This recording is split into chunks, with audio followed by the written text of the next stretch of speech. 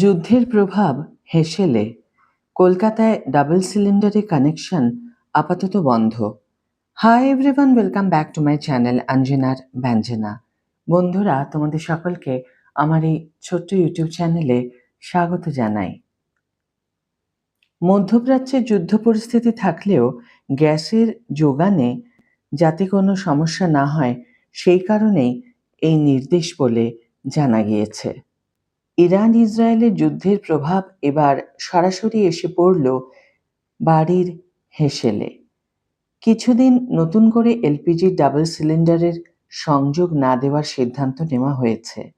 কোনো গ্রাহক দ্বিতীয় সিলিন্ডারের আবেদন করলেও তা দেওয়া থেকে বিরত থাকতে বলা হয়েছে এলপিজি ডিস্ট্রিবিউটরদের। তেল সংস্থাগুলোর তরফে সম্প্রতি এই নির্দেশ এসেছে বলে খবর।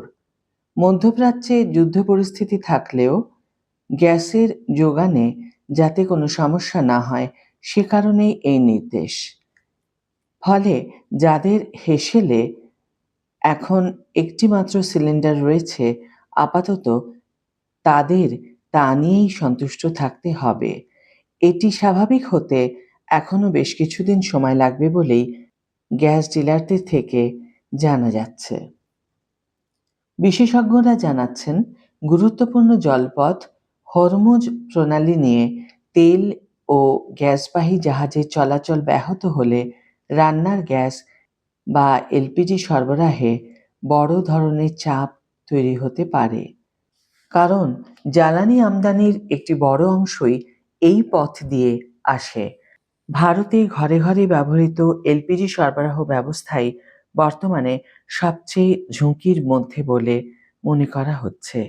অপরিশোধিত তেল বা এলএনজির তুলনায় এলপিজির উৎস সীমিত এবং এর মজুতও তুলনামূলকভাবে কম। মোট এলপিজি চাহিদার প্রায় ৮০-৮৫% আমদানি করে। এর অধিকাংশই উপসাগরীয় দেশগুলি থেকে আসে এবং প্রায় সব জাহাজই হরমুজ প্রণালী পেরিয়ে ভারতে পৌঁছয়।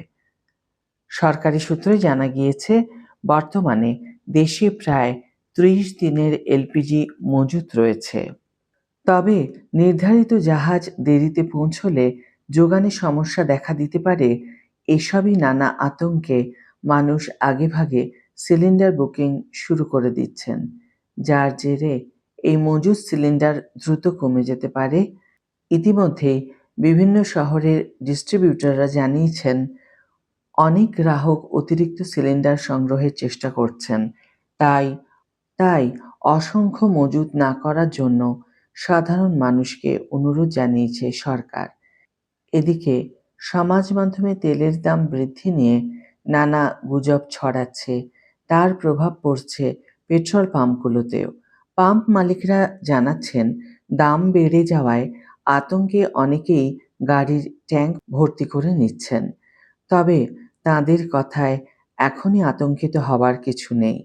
তেলের পর্যাপ্ত যোগান রয়েছে। যুদ্ধ কতদিন চলে সেটার উপর নির্ভর করছে তেলের দামে হেরফের হয় কিনা।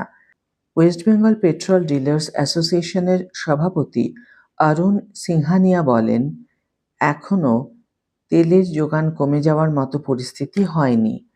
তবে যুদ্ধ চলতে থাকলে দামের হেরফের একটু হতে পারে। তার জন্য আতঙ্কিত হওয়ার কিছু নেই। আজকের ভিডিও এখানে শেষ করছি বন্ধুরা। ভিডিওটি যদি কার্যকর বলে মনে হয়ে থাকে তাহলে অবশ্যই একটি ছোট্ট করে লাইক দিও, শেয়ার করো বন্ধুদের সাথে, কমেন্ট করে জানিও তোমাদের মতামত। যারা এখনও আমার চ্যানেলটিকে সাবস্ক্রাইব করোনি তারা অবশ্যই চ্যানেলটিকে সাবস্ক্রাইব করে আমার পাশে থেকো। আর যারা অলরেডি সাবস্ক্রাইব করে দিয়েছো তাদের জন্য আমার অনেক ভালোবাসা এবং অনেক ধন্যবাদ। আজ তাহলে বিদায় বন্ধু, দেখা হবে পরের ভিডিওতে। ভালো থেকো, সুস্থ থেকো, সঙ্গে থেকো।